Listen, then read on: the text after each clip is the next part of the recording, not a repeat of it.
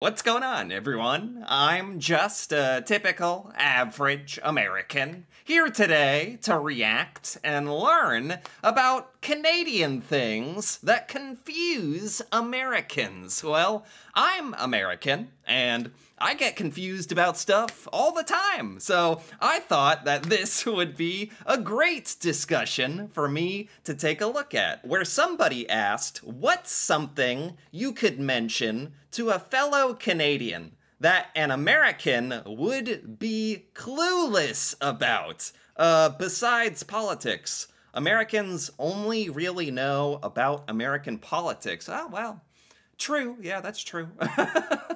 Okay, so this is Canadian stuff that Americans would be clueless about. I'm actually really curious to see how many of these are actually Canadian things I have never heard of ever as an American. Really, what are these Canadian secrets? Let's start here. Do you have any loonies or toonies? Right. I need change for the vending machine. This would totally get, oh man, like 99% of Americans. But I'm not just any American. I have heard of the loonies and the toonies. That's like a $1 coin and a $2 coin, and they have funny names, loonies and toonies. I remember this one. This is a great example, though. This would, oh my god. Before I heard these words for the first time, I had absolutely no freaking clue what this stuff meant. This sounded like you were casting a spell or something. Loonies and toonies. Yeah, I think there's an American $1 coin, technically. We definitely don't have a $2 coin. Coins are cool. Do Canadians just keep your loonies and toonies in like a big pouch or something, like a pirate? Like pirate coins? Let's keep going. House hippos. House hippos. Somehow the house hippos always get brought up every now and then. This sounds familiar to me. House hippos. Oh man, I gotta rack my brain. This is like some Canadian commercial thing? Maybe I can look this up. This would, oh my, this would absolutely, like, confuse and bewilder most Americans. At some point in some video I've done, I have learned of house hippos. It's like let me look this up. It's a commercial or something, or little tiny hippos. Here we go. The house hippo is a fictional species of hippopotamus. Fictional? What? It's not real? Oh man, shattered my dreams. It's a fictional hippopotamus created by the Concerned Children's Advertisers in 1999 for a Canadian public service announcements. It featured a collectible hippo that lives in houses, stealing socks, annoying Canadian pets. So this was like a PSA. This was like a commercial or something. House hippos. That's a very random Canadian culture thing. Yeah, that's a great one as well. Okay, let's keep going. What is this? Are any of these gonna completely stump me? I wonder. At a restaurant, being asked, will you be needing the machine? What? Huh? At a restaurant, someone will ask you this? Who? Will you be needing the machine? What machine? What does this machine do to you? That sounds painful. What? Will you be needing the machine at a restaurant? To do what? Aren't you there to eat? Will you be needing the machine? It's okay. I have no idea what we're talking about here, but that's okay. I have ChatGPT ready to go. AI messaging bot that I can ask questions, and I'm hoping it will explain to me any of these Canadian things that genuinely confuse me, that I have absolutely no idea what's going on. I think this is one of those times. What does, will you be needing the machine mean in regards to Canadian restaurants? Is that? Yeah, okay. Let's see if it can it answer me this? What does it mean? Please, ChatGPT. Oh, here we go. The phrase, oh wow, it's really, oh my gosh, it's got so much text. The phrase, will you be needing the machine, in Canadian restaurants typically refers to the use of a payment machine. A payment machine? What? Usually for processing credit or debit card transactions? What? Like you use a machine? You don't like put your credit or debit card down on the table, then the waiter comes over and takes it and goes off somewhere and like processes your payment. What is this? In Canada, you use a payment machine? In Canada, it's common for restaurant staff to bring a portable payment terminal. What? To the table? What is this thing? How big is this thing? What? What kind of language is this? Portable payment terminal to the table? So the customer can pay the bills directly at the seat. Well, I guess some of like, I was at a restaurant once that was trying this new age technology where they had a machine like at the table the entire time. And you could swipe your card in it. And I thought that was very futuristic. Is this what it's like always in Canada? But no, the restaurant staff brings you the machine, the machine. The server might question to see if you plan on using a card, therefore need the machine. Wow, I love the name, the machine. Do you need the machine, sir? Can I bring that out to you? This practice is prevalent due to widespread use of chip PIN technology, which requires the cardholder to enter the PIN. That's true. Why don't we have to enter the PIN when we give our card to the waiter here in the United States? This is starting to make me question how we do things here.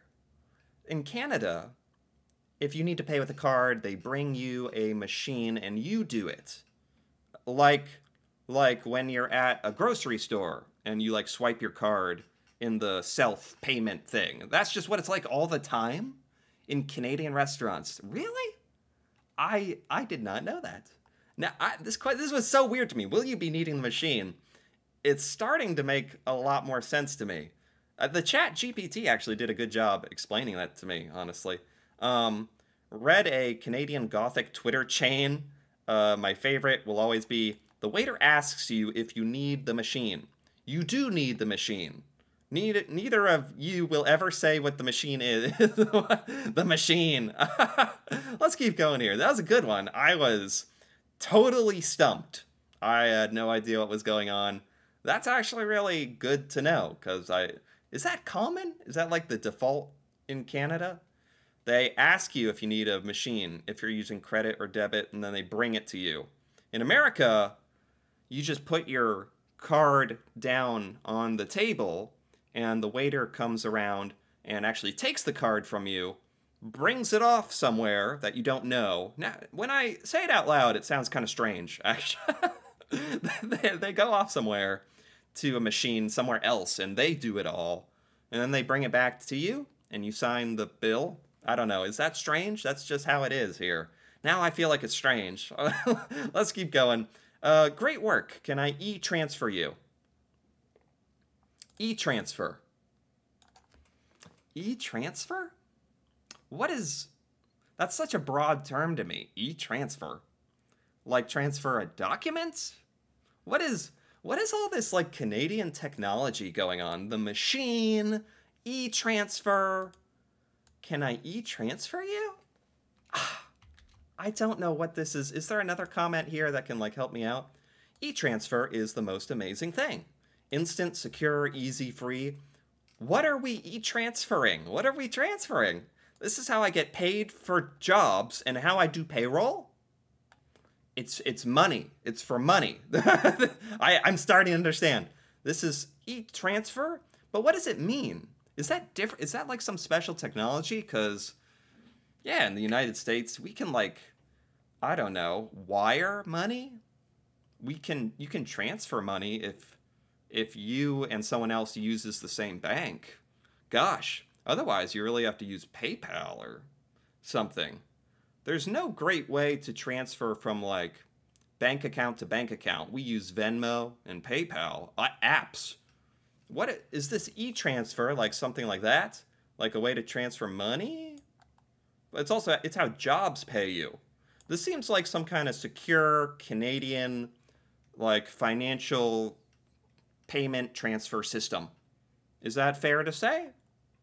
I'm not sure. I think I kind of get it. Dude, why doesn't the US have e-transfer? Yeah. In the US, a third-party business has to make money on your transfers. Yes, true. That's someone always comes to the rescue to deliver the hard truth. That is absolutely true. Yeah, we use like third-party apps. Is this not a third-party app? Is it like bank to bank and you call it e-transfer? I think I get it. It actually makes a lot of sense. Why don't we have some of these things? Wait a minute. I didn't expect this to go this way. Canadian things that confuse Americans. I am confused, but I'm also confused why we don't have some of these things now that I'm learning this. All right, let's keep going. Plugging in your non-electric vehicle at night. What? This is getting good.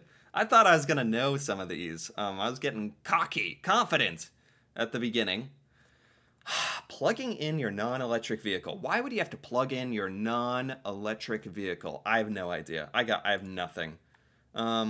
West Coasters won't get this either. We tease you with our bitter, envious hearts. What does it mean? What? Okay, plugging in your non-electric vehicle at night. I'm going back to ChatGPT. What does plugging in your non-electric vehicle at night mean in Canada? Is this really going to be able to answer this? This AI is going to impress me right now. If it actually understands, because I'm not even asking this in a very coherent manner. What does plugging in your non-electric vehicle mean in Canada? In Canada, plugging in your non-electric vehicle at night refers to the practice of using a block heater for your car during the cold months. Oh, okay, this makes more sense. I've never really heard of this, but I don't really understand what a harsh Canadian winter is like. So it doesn't shock me to learn that Canadians have a special engine heating device used in colder regions to help vehicles start easily in cold temperatures. Wow, I've never thought about that. That is such a Canadian thing. Plugging in your non-electric vehicle, this is if you live in a really freaking cold part of Canada and your vehicle might not start because vehicles have a tough time starting when it gets very cold. So you have like a dedicated car heater? How does that work? That's fascinating. I had no idea. No idea. This is great. Let's keep going. Let's see a couple more here. I feel like I'm learning all the Canadian secrets today. Canadian things that confuse Americans. The trauma that comes from trying to spell Saskatchewan on a map in elementary school. This seems like a very, very specific core memory for Canadians out there. Elementary school, sitting down, taking your little quiz on the provinces and labeling, and Saskatchewan comes around. God knows I can't spell Saskatchewan. How would you remember this? Saskatchewan. That's how I'd remember it. Saskatchewan. Really, spit it out, syllable by syllable. Yeah, that's funny. There's a lot, I mean, imagine trying to label a map as a little elementary school student in America, trying to label like all 50 states on a map. Like, I still can't do that to this day. I can't label a blank U.S. map, all 50 states. I can get a lot of them. I mean, I'm proud. I can get it. I'm proud to say I can get a fair share of them, but there's just some. It's like, New Hampshire? Where's New Hampshire? I don't know. You know? Where even is that? Does it even exist? Let's keep going here. Just say washroom. They have no clue what that refers to washroom. Washroom, I heard this, oh, this was in a video I did a while back about Canadian words.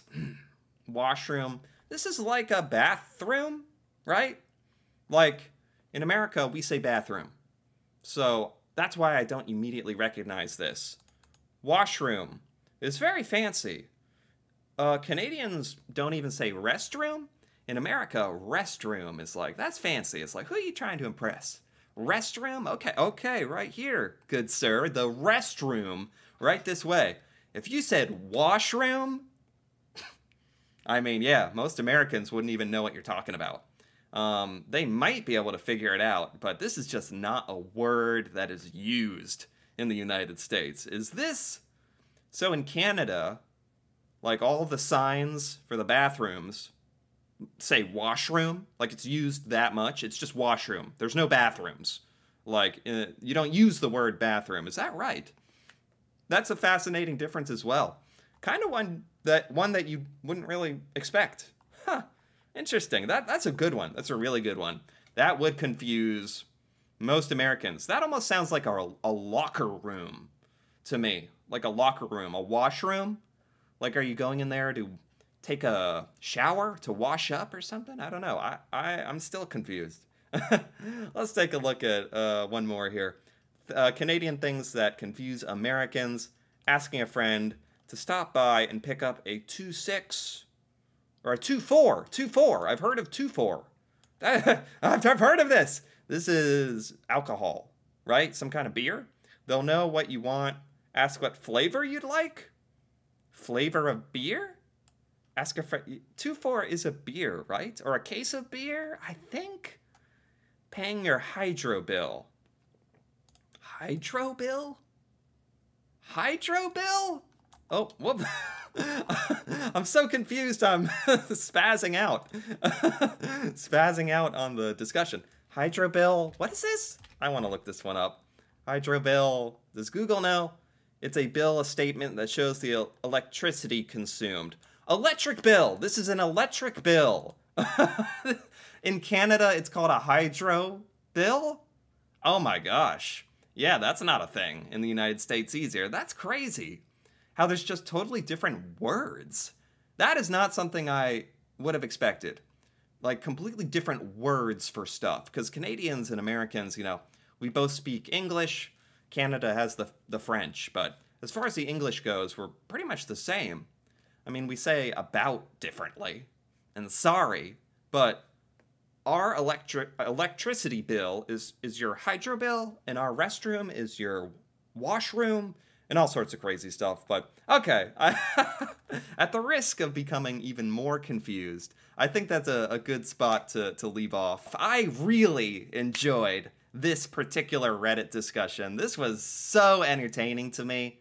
And sure enough, there were many Canadian things that I was clueless about, as the topic promised. I thought I was going to know a little bit more. I was like, what kind of stuff could Canada possibly be hiding? And sure enough, there's some weird stuff. Car heaters, the machine. I don't even want to see the machine. I'm scared of it. Words that are different is great. This was so much fun to learn about. I enjoyed this quite a bit. Anyway, if you enjoyed this as well, feel free to give this video a like or leave a comment with your thoughts on any of these Canadian things that are confusing to us Americans, or if there's any other Canadian things that you think would confuse me, that'd be very funny to hear about as well. And if you're interested in more videos like this, me reacting to Canada and Canadian culture, feel free to subscribe for more. And until then, thanks for watching, and see you next time.